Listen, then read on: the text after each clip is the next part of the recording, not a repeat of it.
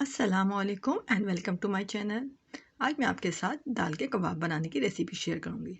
इसके लिए मैंने 2 कप चने की दाल लेकर उसको 1 घंटे पहले भिगो दिया। उसके बाद इसको मैंने अपने पॉट में डाला।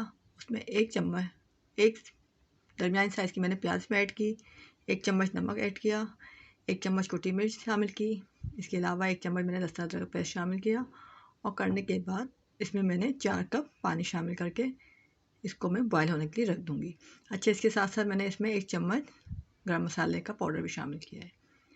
ये शामिल करके मैंने इसको मीडियम फ्लेम पर बॉयल होने के लिए रख दिया और रखने के बाद जब इसका बॉयल आ जाएगा तो मैं इसका बॉयल निकाल लूँगी पहले और फिर इसके बाद इसमें लीड लगाकर इसको मैं जब तक पकाऊँगी जब तक ये अच्छी तरह से गल ना जाए। ये 20 से 25 मिनट में अच्छी तरह से गल जाती है। ये कबाब हम जो इस्तेमाल करते हैं आमतौर पर जो हम दाल के और उसके बर्गर खाते हैं अंडे के, उसमें मैं इस्तेमाल करूँगी।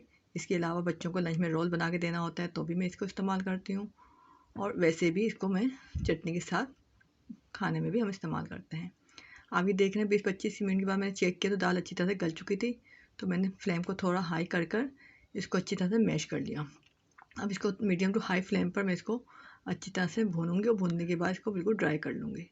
जब ये ड्राई हो जाएगा तो मैं इसका ठंडा होने का वेट करूँगी और जब ये ठंडा हो जाएगा तो फिर इसके बाद मैं इसके कबाब बनाकर रख दूँगी। इसको मैं फ्रीज़ कर लूँगी और जब भी मुझे बर्गर बनाना होगा या अपने बच्चों को लंच में रोल बना के देना होगा तो अंडे के साथ और कबाब के साथ मैं उनके रोल बना दूँगी।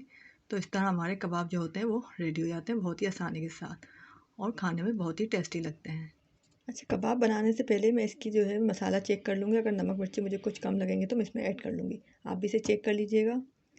अच्छा, इसमें जो मैं चटनी इस्तेमाल करती हूँ उसकी रेसिपी भी मैंने अपनी पिछली वीडियो में शेयर की है। अगर आपने नहीं देखी तो इसे ज़रूर देखिए, वॉच कीजिए प्लीज़ और मेरे चैनल को लाइक कीजिए, शेयर कीजिए और सब्सक्राइब कीजिए। ओके, थैंक यू, अल्लाह हाफ़िज़।